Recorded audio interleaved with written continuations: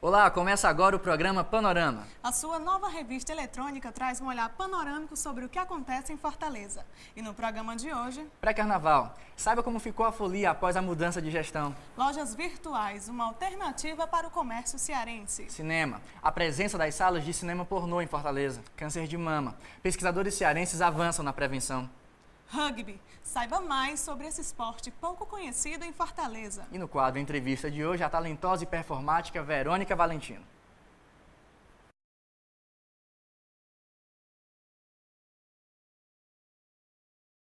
A mudança na gestão municipal causou instabilidade na saída dos blocos de pré-carnaval esse ano.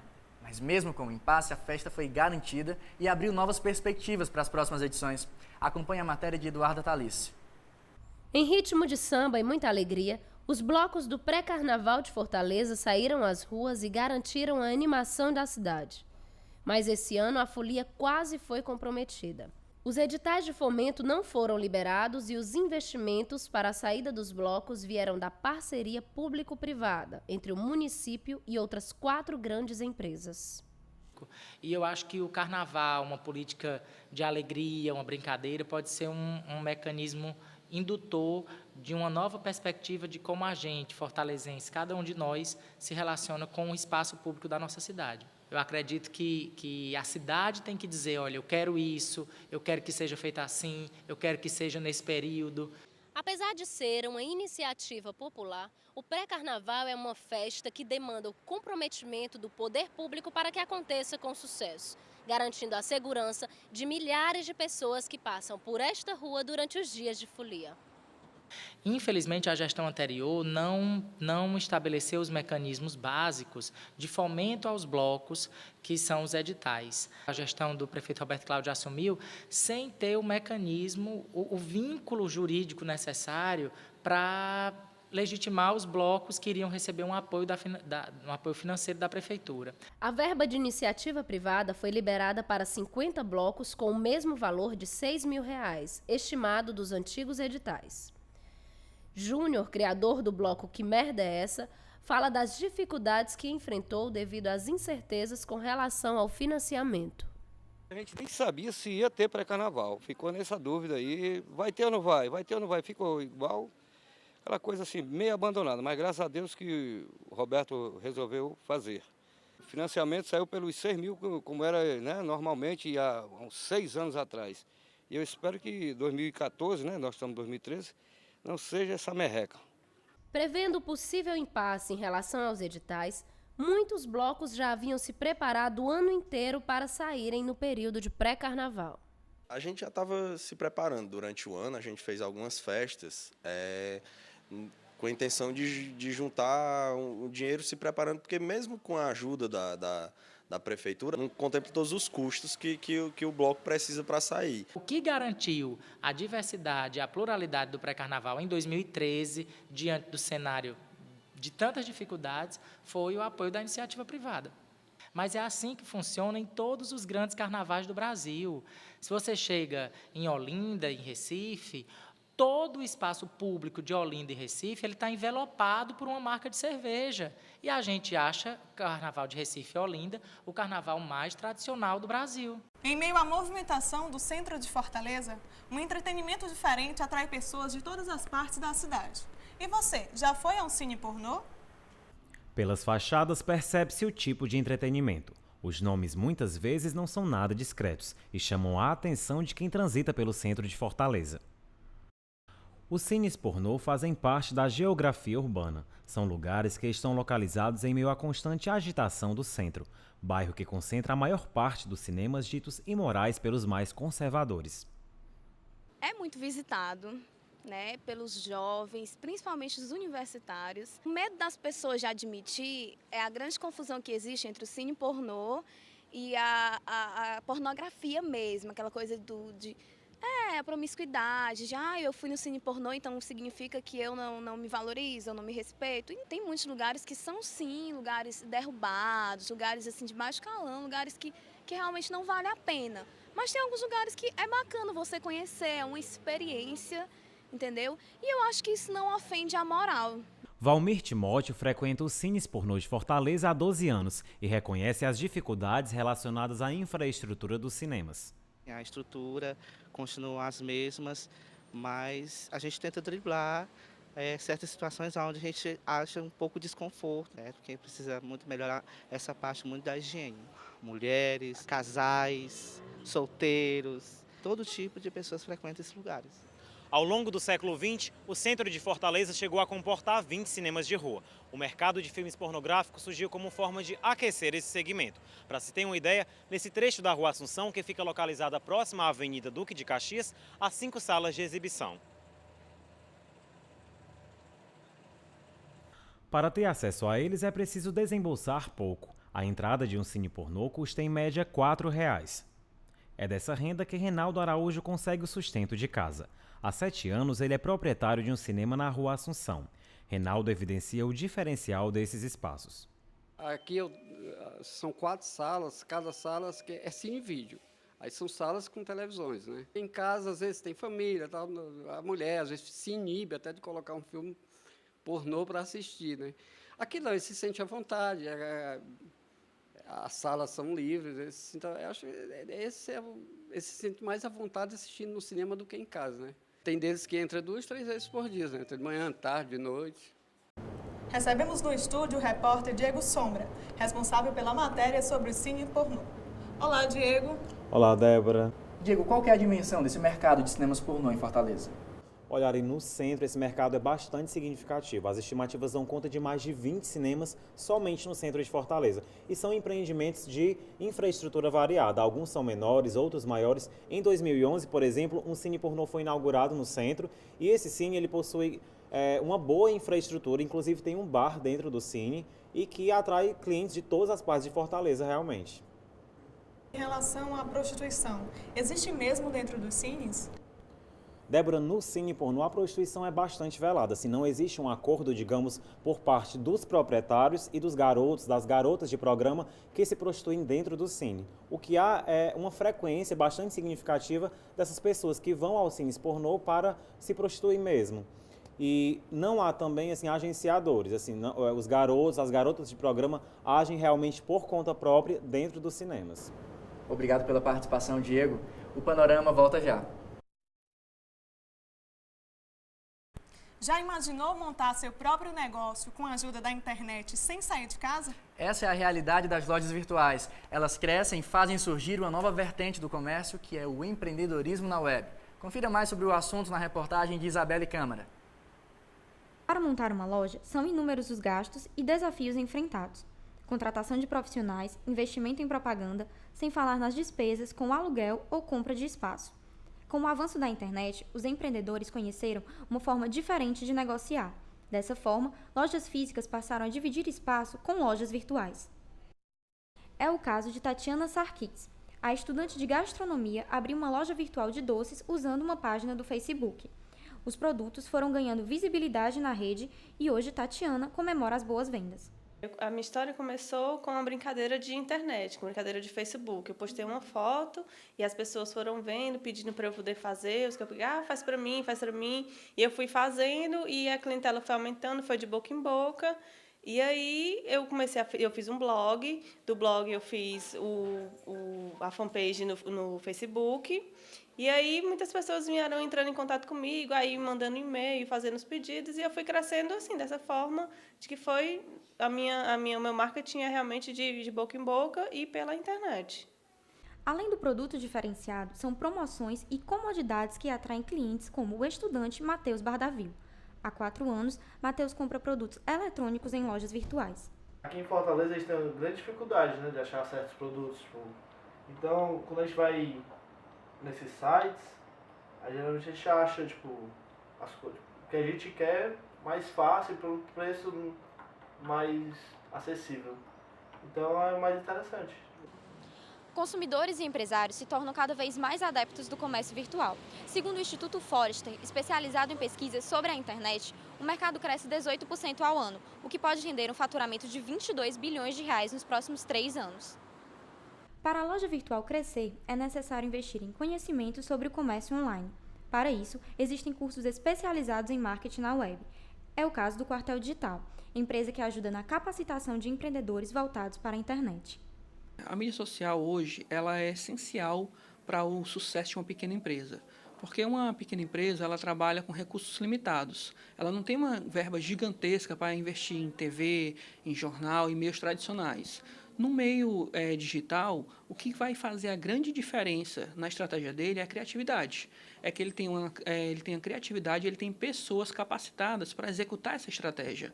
Então, ele vai precisar realmente saber dar o feedback do consumidor de forma ágil, ele vai precisar fazer peças que sejam informativas e divertidas ao mesmo tempo, ter um bom web design, mas ele consegue, na mídia social, gerar um engajamento do consumidor. Um grupo de pesquisa da UFC descobriu uma maneira mais barata e eficiente de detectar o câncer de mama. Confira como funciona esse novo método na matéria de João Marcelo Sena. No Brasil, as taxas de mortalidade por câncer de mama continuam elevadas, porque a doença ainda é diagnosticada em estágio avançado.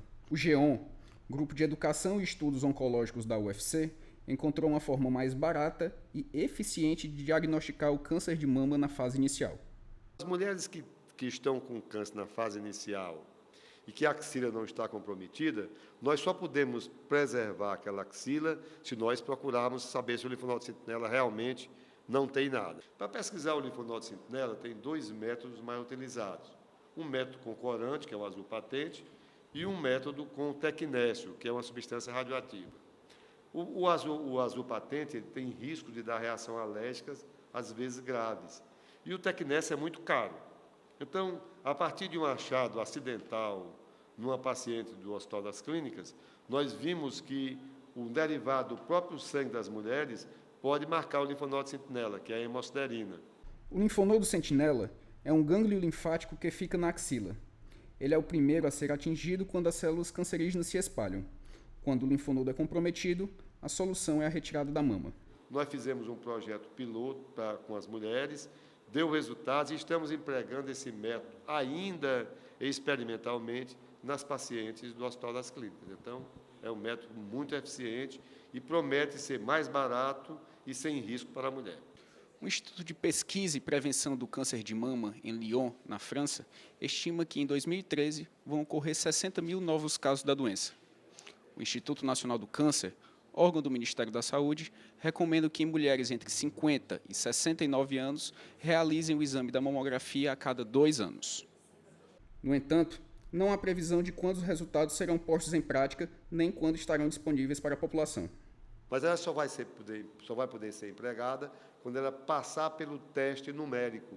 A partir de 30, 40 casos é que a gente pode confirmar matematicamente que ela se superpõe às outras 2 técnicas atuais e que pode, inclusive, substituí-las. Recebemos no estúdio o repórter João Marcelo Sena, responsável pela matéria sobre as novas pesquisas referentes ao câncer de mama. Olá, João Marcelo. Marcelo, infelizmente a incidência de câncer de mama no Brasil ainda é muito alta. Sem dúvida, Ari. Segundo dados do SUS, o câncer de mama matou mais de 12 mil mulheres no Brasil somente no ano passado. E muitos desses casos poderiam ter sido evitados com o diagnóstico precoce da doença. Marcelo, para as mulheres que desejam realizar o exame de mamografia, onde elas podem encontrar esse grupo? O exame de mamografia pode ser feito lá no GEON, que fica na rua Papi Júnior, número 1511, bairro Pan-Americano. O telefone para contato é o 3283-6700. Marcelo, muito obrigado pela sua participação. O Panorama volta em instantes.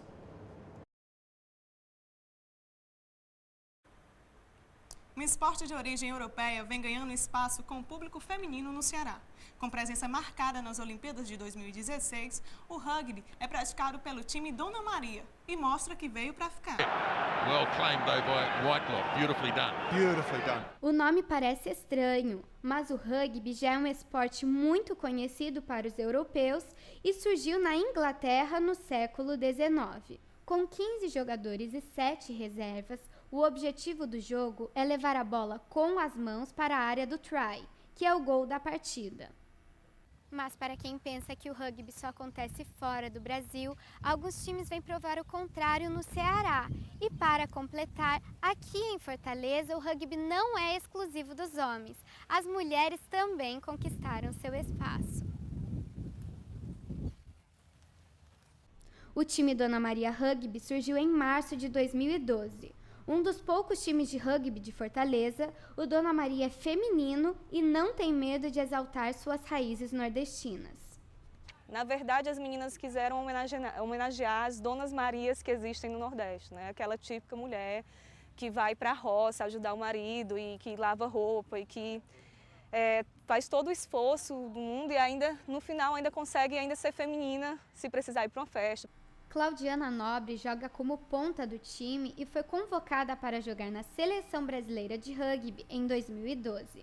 Ela dá uma dica para quem quer praticar o esporte.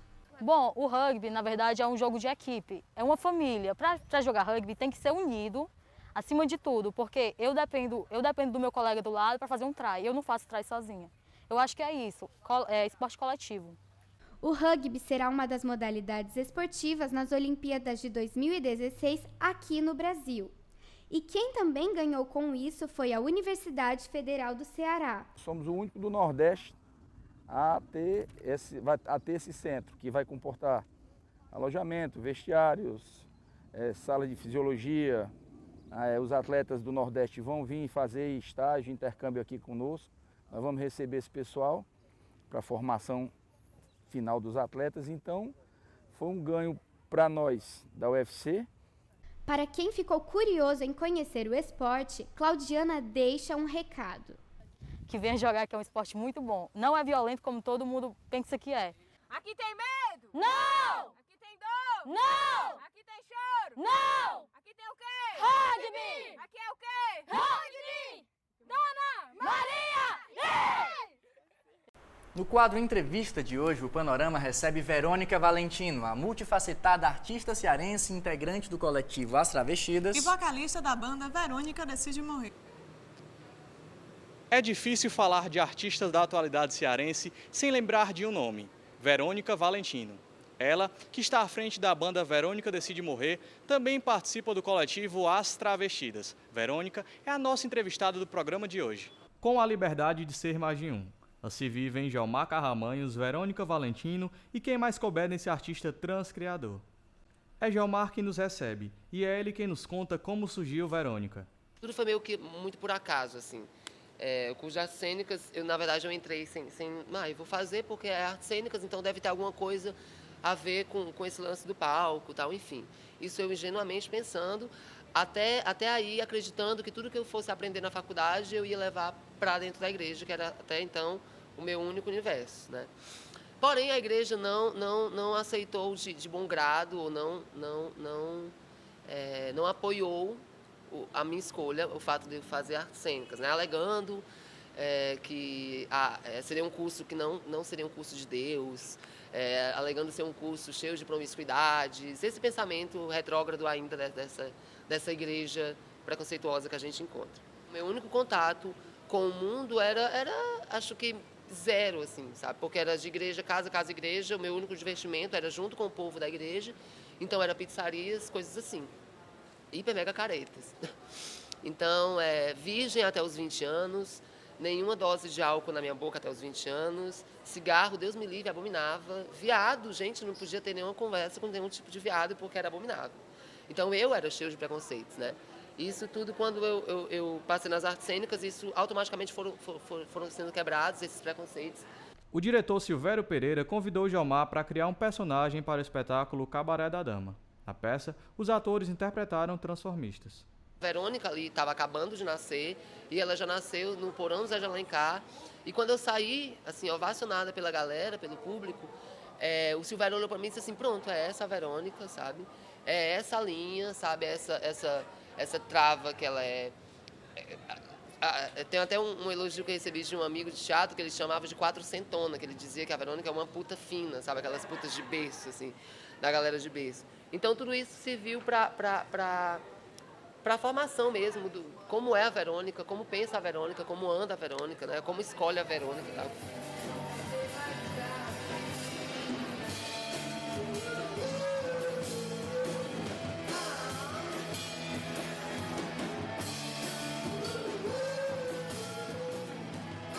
A ideia era tirar do gueto uma personagem que é super forte, que é a travesti, que é a do gueto, aquela que é sempre vista com a gilete debaixo da língua, aquela que é sempre vista como a gata que faz programa, aquela que é sempre vista como a gata briguenta da boate, enfim, e colocar uma outra coisa, sabe? Colocar em outro universo, colocar em outro gueto, colocar mesmo em outro lugar, assim. Então a ideia era justamente tirar do gueto e apresentar. E aí foi massa a aceitação, porque a galera, como curtiu o som da banda, assim, como a banda vinha com uma proposta nova, mas é uma travesti, mas ela tá cantando um som legal. Então, isso aí é o grande bacana, sabe? Então, a ideia sempre foi essa mesmo. Assim.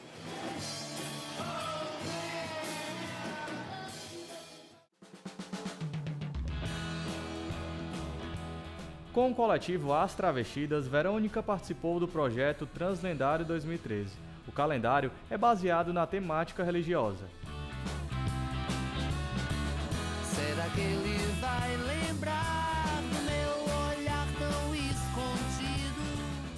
Já que a gente não é encaixada assim, dentro dessas denominações ou nomenclaturas, né, que existe dentro da religião, vamos criar as nossas próprias deusas, vamos fazer essa brincadeira. Eu, Jomar Carramanhos, o meu outro eu, Jomar Carramanhos, ele é o artista, né? Ele é o pensante e tal. Mas a Verônica, ela é uma travesti. Então, quando ela sai na rua, ela sofre as mesmas coisas que qualquer travesti sofre. Verônica, sim, é travesti, sabe?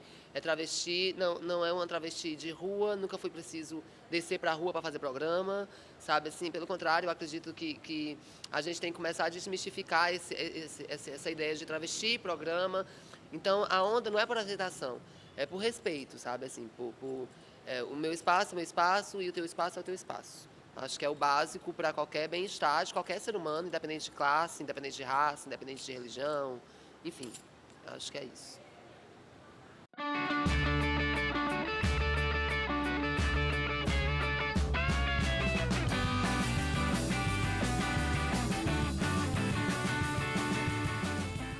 O Panorama de hoje vai ficando por aqui. Obrigado pela companhia e até mais.